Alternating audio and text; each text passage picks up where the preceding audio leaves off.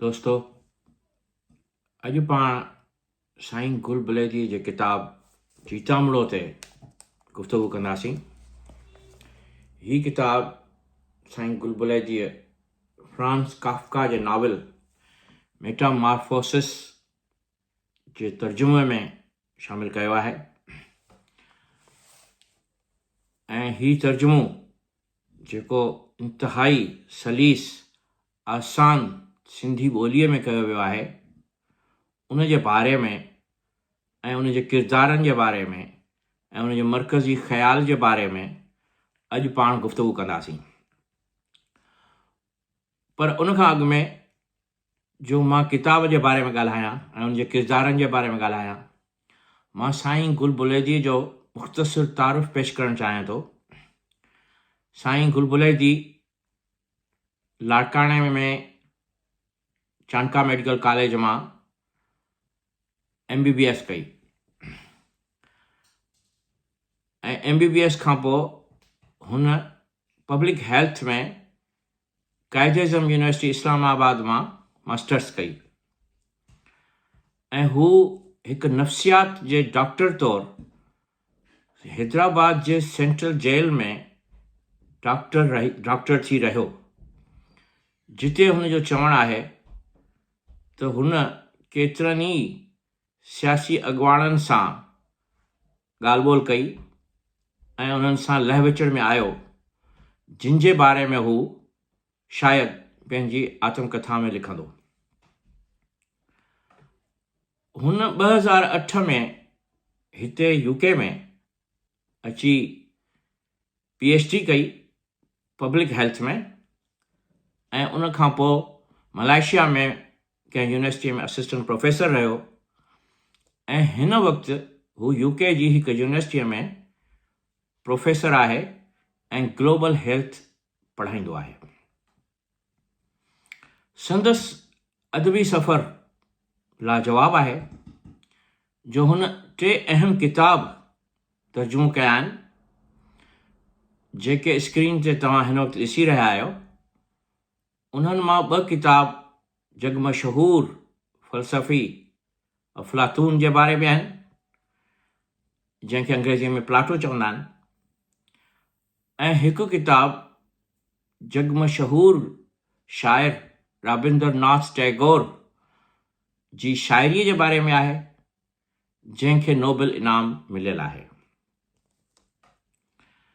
यकीनन इहे किताब बि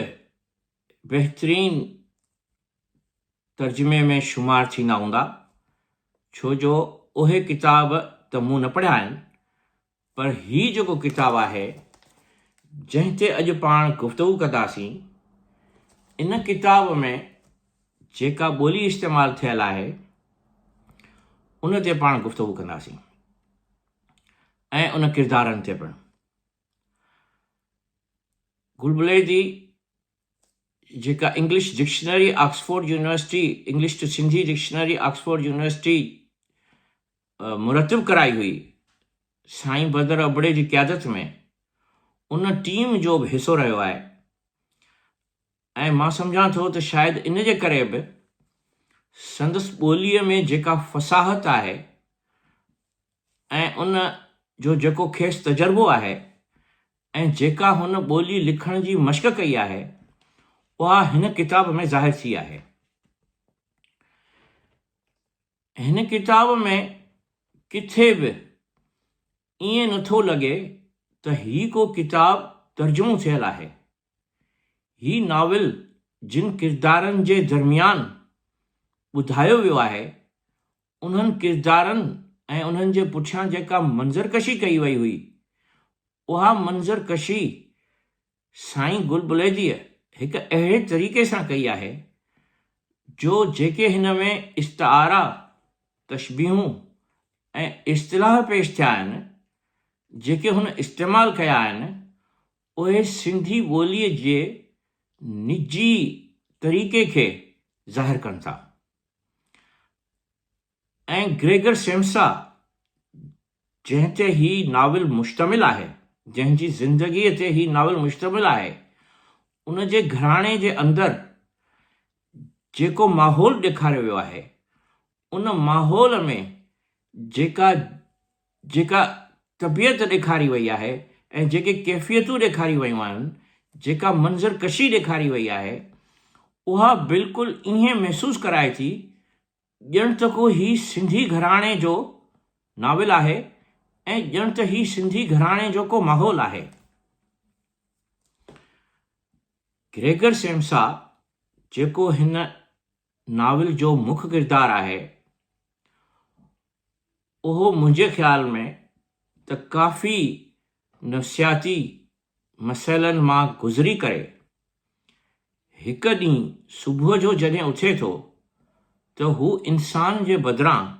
पंहिंजो पाण खे जीत महसूसु करे थो ऐं हू जीत बणिजी वञे थो। इहो हुन जो जीत बणिजणु हिकु अलामती तौर ते फ्रांस काफ्का ॾेखारियो आहे।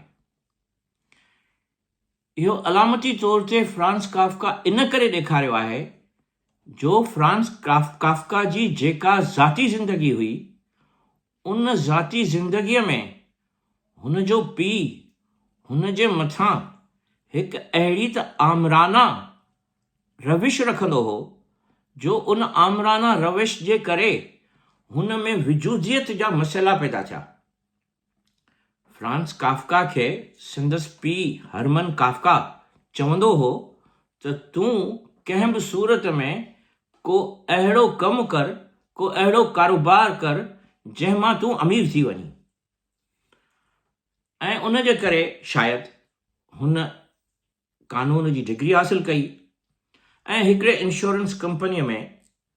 कानून जो कमु कंदो हो, यानी हुननि जा जेके कानूनी मसइला हुआ उहे हू हल कंदो हो। मगर सुबुह जो 8 खां 1 बजे ताईं कमु करे पोइ वरी जॾहिं वापसि घर मोटंदो हो त चवनि था त 1 बजे खां वठी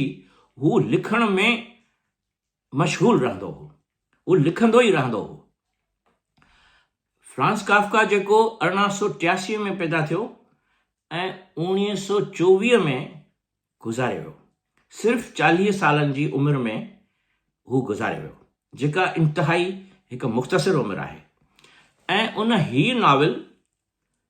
मेटामॉर्फोसिस, जंहिंजो उनवान साईं गुलबुलेदीअ जीतामड़ो रखियो आहे, उहो 1915 में लिखियो। ही उहो दौरु आहे जंहिंमें सार्तर ऐं फ्राइड जहिड़ा फ़लसफ़ी पैदा थिया जिन विजोदियत जे फ़लसफ़े खे अॻुभरो कयो। ऐं फ्रांस काफ्का जा नाविल बि विजोदियत खे ॾेखारीनि था। हुन जो हिकु ॿियो नाविल द ट्रायल बि तमामु घणो मक़बूल थियो आहे ऐं हुन जूं डायरियूं ऐं हुन जा लिखियल ख़त, हुन जो उहो ख़त जेको हुन पंहिंजे पीउ खे लिखियो हो, जंहिंमें हुन इहो चयो हो त तूं जेको मूंखे ॾिसण थो चाहीं उहो आउं न थी सघंदुसि, ऐं तूं जेको सम्झी थो त तूं पंहिंजे इन्हे रविश जे करे, इन्हे डिक्टेटरशिप जे करे मूंखे मुंहिंजे वजूद खां अलॻि करे सघी थो, उहो तूं न करे सघंदे। उहो ख़त हुन पंहिंजी माउ खे ॾिनो हो ऐं हुन जी माउ उहो ख़त लिकाए रखियो हो जेको हुन जे पीउ खे हुन न ॾेखारियो। मगर बाद में जॾहिं फ्रांस काफ्का मरी वियो त पोइ उहे ख़त, डायरियूं ऐं नावल जिन जे लाइ हुन मना कई हुई त हुननि खे न छपियो वञे, मगर हुन जे दोस्त उहे सभु नावल ऐं सभु हुन जूं लिखणियूं ज़ाहिर कयूं त जीअं दुनिया खे हुन जे आर्ट जी ख़बर पइजी सघे।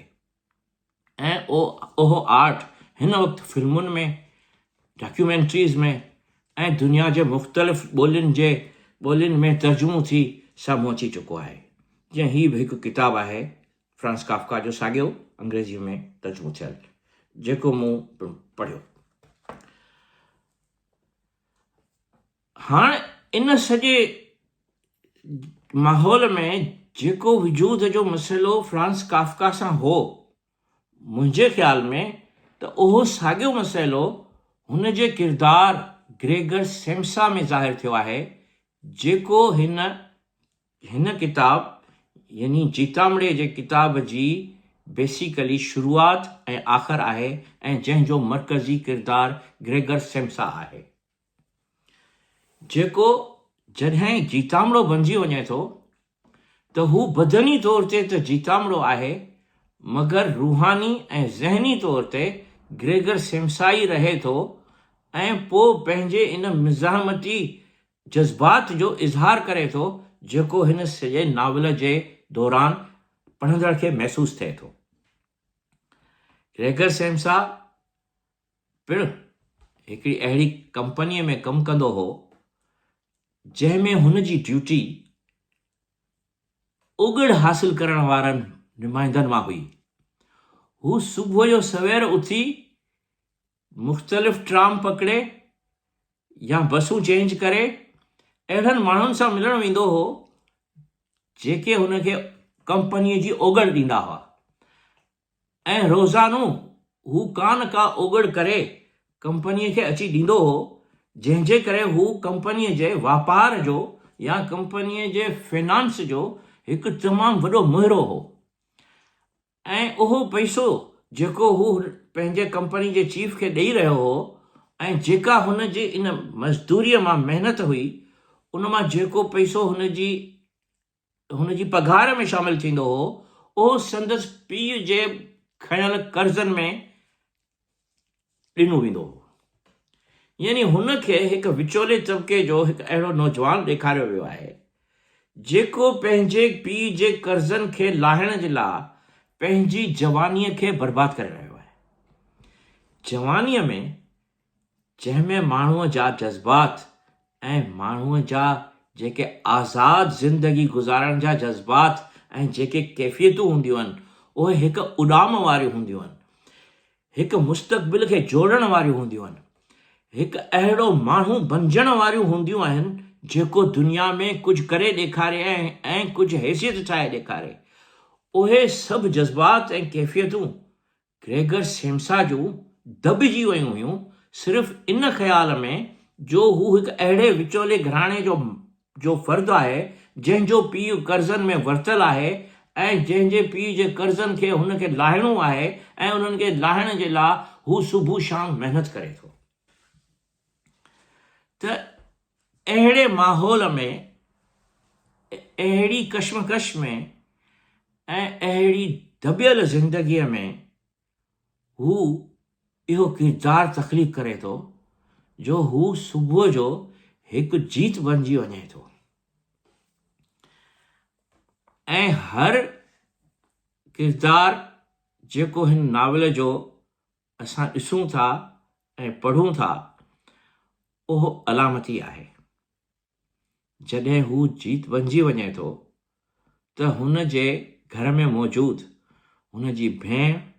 हुन जी माउ ऐं हुन जो पीउ मिस्टर सेम्सा जेके हुन सां रवैया रखनि था उहे रवैया पिणु अलामती आहिनि। उहे इहो ॿुधाइनि था त ग्रेगर सेम्सा जेको हाणे हुननि जे ज़िंदगीअ में, उन्हनि जे घराणे में, उन्हनि जे कर्ज़ लाहिण जे लाइ को किरदारु अदा न करे सघंदो त पोइ उन्हनि किरदारनि जो हुन सां रवैयो कहिड़ो रहे थो। मेन रवैयो संदसि पीउ जो आहे जेको बेसिकली हिन नावल जो अहम किरदारु आहे। संदसि पीउ ऐं संदसि जे विच में जेका कश्मकश पैदा थिए थी, जेको हुन जो ख़्यालु आहे कि हीउ मुंहिंजो कमु करे ॾेखारींदो, उहो कमु हुन न करे ॾेखारियो या कंदो रहंदो हो, मगर हू ओचितो जीत बणिजी वञे थो त संदसि पीउ जा जेके हुन तरफ़ रवैया आहिनि उहे नफ़रत खे ज़ाहिर कनि था ऐं हुन मां जान छॾाइण खे ज़ाहिर कनि था ऐं हू इन बेज़ारी में अची करे केतिराई मुख़्तलिफ़ रवैया ॾेखारे थो। साॻी तरह सां जेका हुन जी भेण ग्रेट आहे उहा वरी पहिरियां कुझु महीना हुन सां मुहबत जो इज़हार करे थी ऐं जॾहिं हूअ उन जे कमरे में वञी खेसि पहिरें भेरा जीत जी सूरत में ॾिसे थी त उन जा जेके जज़्बात आहिनि उहे मुहबत में भरिजी अचनि था ऐं हूअ सोचे थी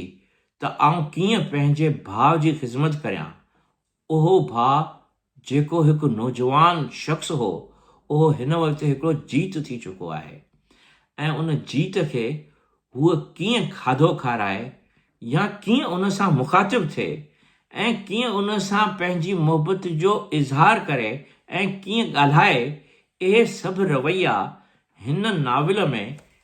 ॾेखारिया विया आहिनि। ऐं इहा जेका ॿोली साईं डॉक्टर गुल बुलेजीअ हिन में इस्तेमालु कई आहे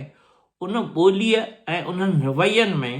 ईअं महसूसु थिए थो ॼण त का हिकु सिंधी भेण पंहिंजे सिंधी भाउ सां मुहबत जो इज़हार करे रही आहे। ऐं हू अचण सां हुनजे कमरे जी दरी खोले थी त जीअं हवा अचे ऐं हुनखे हवादार माहौल मिले। हुनखे पहिरीं हूअ हिकु अहिड़ा खाधा ॾिए थी जेका हू मामूली तौर ते खाईंदो हो, पर छाकाणि जो हू जीत बणिजी चुको हो तंहिंजे करे उहे खाधा हुनखे न थे वणिया त पोइ हूअ हुनखे राति जो खाधल मानी जेका हू घर में वेही डिनर कंदा हुआ उन्हनि जा जेके ॻभा ऐं हॾा हुआ उहे हुनखे ॾिए थी त जीअं हू उहे खाई सघे ऐं उहे वाक़ई बि हू खाईंदो हो। ग्रेगर सेम्सा जूं जेके कैफ़ियतूं आहिनि उहे हिन नावल में ॿुधायूं वयूं आहिनि। हू पंहिंजी भेण जे लाइ उन जे मुस्तक़बिल जे लाइ हमेशह सोचींदो हो, छाकाणि जो संदसि भेण वायोलिन वॼाईंदी हुई ऐं एतिरो सुहिणो वायोलिन वॼाईंदी हुई जो मौसीक़ीअ जे माहौल में उन जा अकीचार नज़रिया ऐं अकीचार मौसीक़ीअ जूं राहतूं ग्रेगर सेम्सा खे महसूसु थींदियूं हुयूं। तंहिं करे हुन इहो अहद कयो हो त हुनखे मौसीक़ीअ जी हिकु अहिड़ी अकेडमीअ में दाख़िला ॾियारींदो त जीअं हूअ अॻिते हली हिकु प्रोफेशनल मूसीकार थिए। ऐं उन जे करे ई हू इहो सोचींदो हो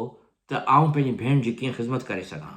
उनजी भेण फ़क़ति 17 साल जी नौजवान छोकिरी हुई जंहिंजे करे उहे मुहबतूं उन्हनि में ॾेखारियूं वयूं। उनखां पोइ संदसि माउ जो जेको रवैयो हो उहो यकीनन हिकु अहिड़ी माउ ॾेखारी वई आहे जेका बेसिकली पंहिंजे पुट जे लाइ बेग़र्ज़ मुहबत रखंदी आहे ऐं उन जे जीअण ऐं मौत जो हमेशह सोचींदी रहंदी आहे। ऐं जॾहिं हूअ पहिरें दफ़ा पंहिंजे पुट ग्रेगर सेम्सा खे हिकु जीत जी सूरत में ॾिसे थी त गश थी पलंग ते किरी पए थी ऐं काफ़ी देर ताईं बेहोश रहे थी। ऐं उनखां पोइ जॾहिं हू उथे थी त हू पंहिंजे मुड़ुस मिस्टर सेम्सा जे कुल्हनि में भाकुर पाए रोईंदी रहे थी। ऐं अहिड़ी तरीक़े सां इहो सॼो जेको माहौल आहे इन सॼे माहौल में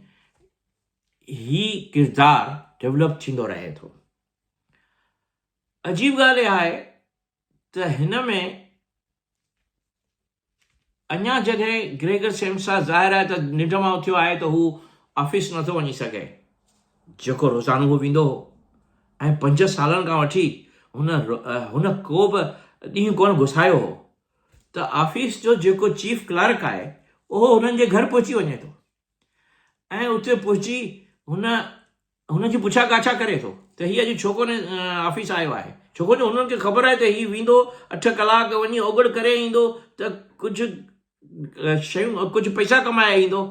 ऐं उहो चीफ क्लर्क जॾहिं उते पहुचे थो त उन जा जेके रवैया आहिनि उहे बि असांजे माहौल में जेके ख़ासि तौर ते एशिया ऐं अफ्रीका जे मुख़्तलिफ़ मुल्कनि में इहो माहौल आहे त जेको मालिक आहे उहो पंहिंजे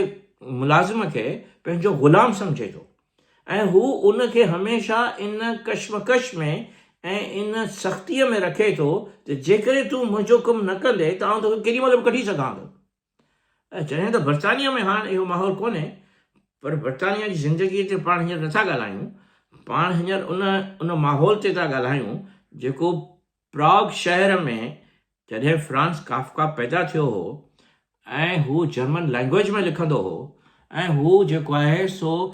हिकिड़े यहूदी घराणे जो माण्हू हो ऐं उन वक़्त जी जेका सूरताल हुई उन सूरताल मुताबिक़ उन्हनि किरदारनि खे चिटियो आहे जेके इहो ज़ाहिर कनि था त जेके मालिक आहिनि उहे पंहिंजे मुलाज़िमनि सां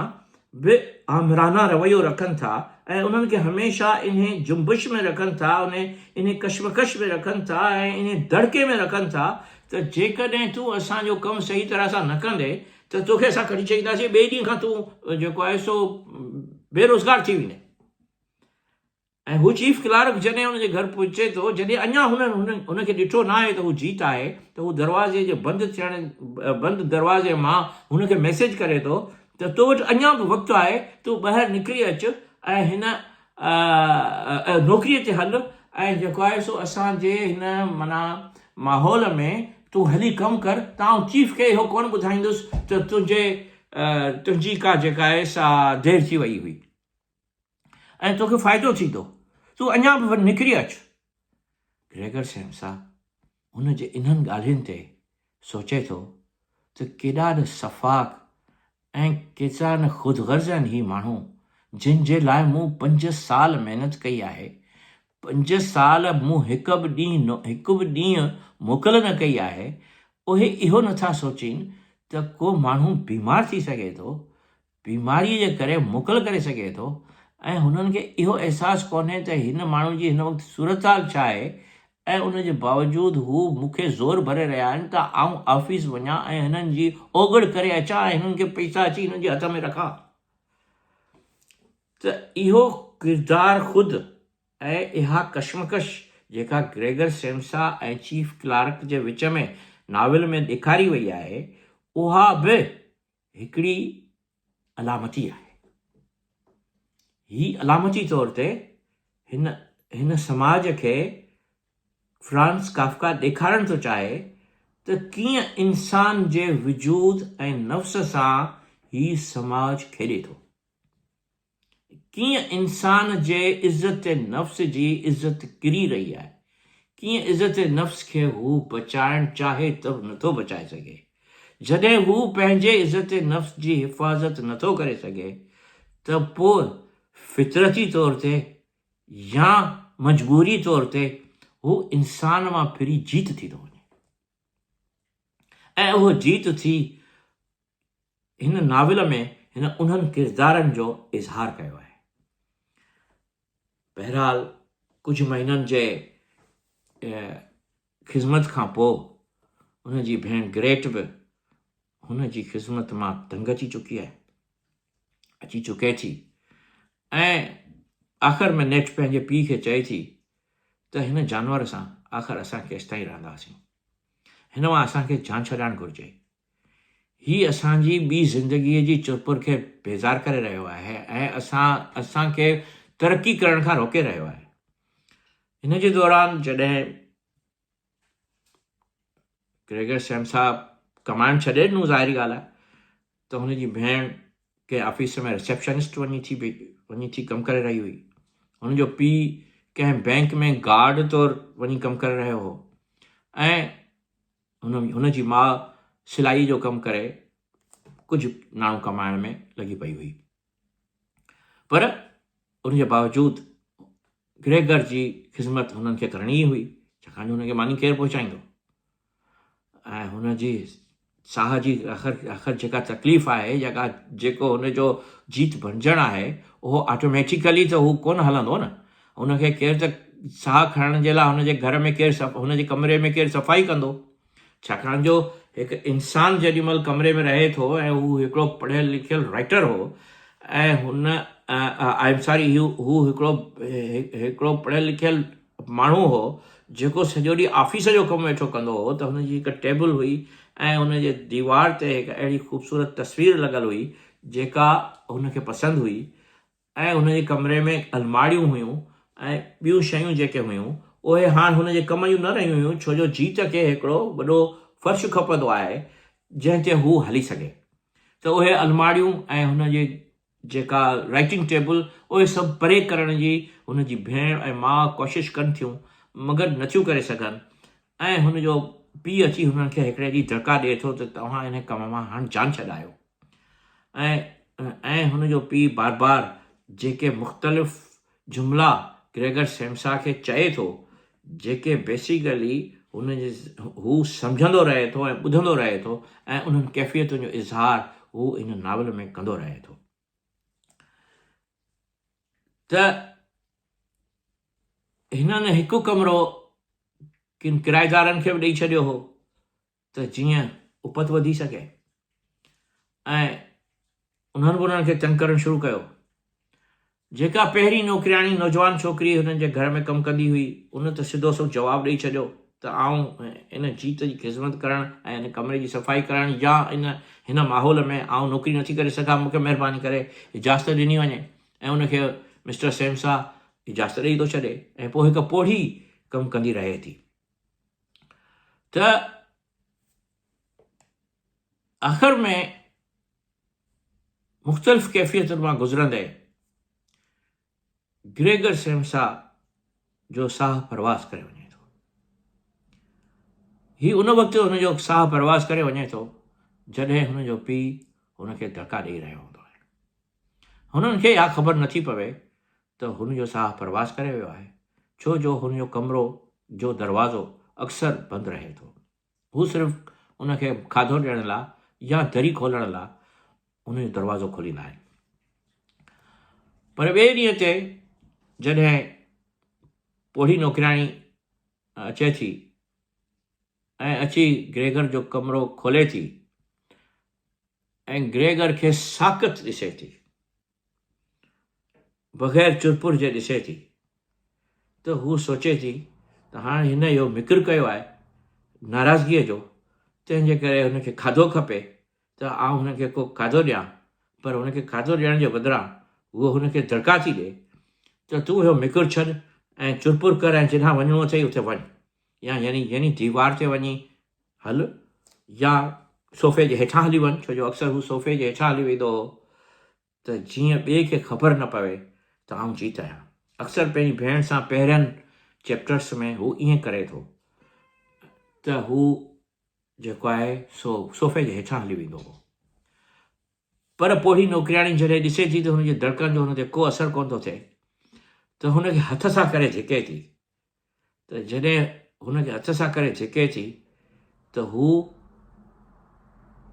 चुरपुर करण जे बजाए पाण जे पाण ई धिकिजी वञे थो, छाकाणि जो हू हाणे लाश थी चुको हो। त हू लाश थियण खां पोइ पाण पंहिंजी चुरपुर त नथे करे सघियो, तंहिंजे करे पोइ हूअ ॾिसे थी त हीउ त मरी वियो आहे ऐं हुनखे ॿुहारे सां करे धिके थी। जीअं अक्सर पंहिंजे घरनि में मरी वियल जीतनि खे ॿुहारे सां करे नालीअ में उछलाए छॾींदा आहिनि, तीअं हुन बि हुनखे उछलाइण जी कोशिशि कई, मगर उनखां अॻु में हुन वॾो आवाज़ु कयो ऐं मिस्टर सेम्सा ऐं मिसिस सेम्सा जे कमरे में वई ऐं वञी उन्हनि खे चई त हीउ जानवर मरी वियो, हीउ जानवर मरी वियो, तव्हां अची ॾिसो त हीउ जानवर मरी वियो आहे। ऐं उन जे मरण जो हूअ इतला करे थी ऐं हर तरह सां हू मिस्टर सेम्सा इहा ख़बर ॿुधी ॾाढो ख़ुशि थिए थो ऐं अलाह जो शुक्र थो अदा करे, ऐं हू चए थो जान छुटी हिन मां। बहरहाल इहो बि अलामती आहे, इहो ईअं अलामती आहे जो जेकॾहिं कंहिं पीउ जो पुटु कम जो आहे त हू हुन जेके 100 हार पाराए थो या हुन ते डिक्टेटरशिप कंदो रहे थो त तूं हेतिरो कमु न पर हेतिरो कमु कर ऐं मुंहिंजो कर्ज़ु लाहे। मगर